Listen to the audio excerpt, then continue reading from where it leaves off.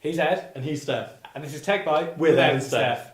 So thank you to everyone who watched the first edition of our show that came out a couple of weeks ago. If you haven't seen it yet, then it is all over our social medias because we plugged it like mad. Or also you could find it on YouTube under Techbyte's first report. Now, I think the immediate difference between this week and last week's episode is I actually have a voice again. I mean, I finally recovered from my second bout of freshers flu, which I have now had 2 years running. I'm not sure if I'm proud or ashamed, but, you know, it happened. Worth it. Just as. Exactly. So, probably the biggest thing to happen in the last week was the fact that we procrastinated away 6 hours of our lives watching probably one of the best films ever made, and then 2 progressively worse sequels. We're talking, of course, about Back to the Future and Back to the Future Day. The sequels made me want to cry. We can't stress enough how awful the third one is. I mean, it doesn't make any sense. I mean, they have a train. They somehow managed to make they struggled to make the car into a time machine in the third one, but then they managed to make the train into a time machine like that. Like, they literally have to push a DeLorean off a bridge, and then they get another train after they've already blown up one. I mean, surely there's better security after already one train's been stolen, but, you know. It made us physically angry. Yeah, we were not okay with this.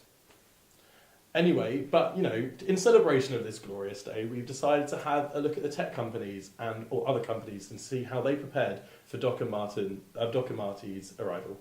So Nike have unveiled the solution to one of the problems that definitely did not exist, which is self-tying shoes. So basically, how these work, you put them on, you press a button, and the laces tighten. I mean, I don't know about you, but I really want a pair. Yeah, it's kind of like they're going to be very expensive because the first batch are just limited edition and they're only available at auction. But, you know, what exactly is a student loan for? Like, you would have to live out of a box and eat baked beans for the rest of the year, but kind of instant Beanock status. Worth it. I'd do it. I would. Yeah, I kind of see it. Yeah.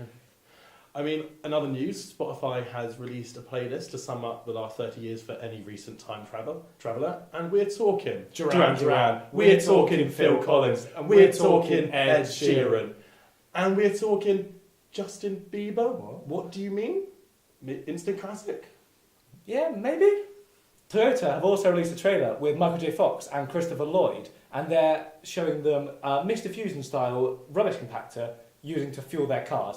Now, if they actually watched the third film, and I really can't stress enough how much I do not blame them if they didn't. I mean, we could spend this entire show just talking about how much we dislike the third Back to the Future. I really recommend it not. Just not okay. But if they had watched it, they'd know that the Mr. Fusion didn't actually fuel the car. It fueled the flux capacitors and the time circuit. So why don't Toyota come back when they can actually do this? Then we might care. As you can tell, we have gotten really nerdy about Back to the Future at this point. I know, it was on last week. We didn't do any work. It was worth it. Yeah. Worth it. Although Nike has solved what is probably the world's biggest issue of untied shoes, another North American company has taken a crack at another one, namely helping people in developing countries afford renewable energy. In many of the world's poorest countries, the people struggle to afford kerosene for fuel, so often spending up to 20% of their income on it.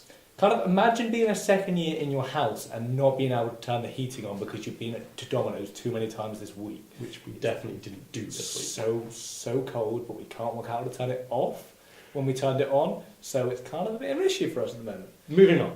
It would be much more economical for these people to be able to buy renewable energy such as solar panels and instead of using kerosene, use this as their energy and their fuel to light their houses. However, there's no way they're going to be able to afford the upfront cost that this entails. This is where Gaza comes in. They've invented a microchip that you can attach to a solar panel and then take the product and sell it to people in developing countries. The microchip will then track payments, which means that instead of paying the 20% cost that they would usually pay on kerosene, they can pay the 20% in an instalment to eventually afford the full product.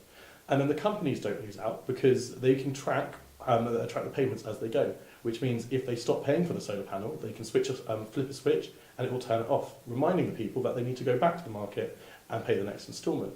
Now, it doesn't only work for solar panels, it works for any number of items. It's just solar panels is the one that we thought would be best. So basically, everybody wins. The people in developing countries, when they've eventually paid off their solar panels or other products, like you said, then don't have to spend a large percentage of their income on kerosene or another fuel. The companies that sell solar panels get to reach out to a bigger global market and the environment benefits. So basically, it's amazing. Genius idea.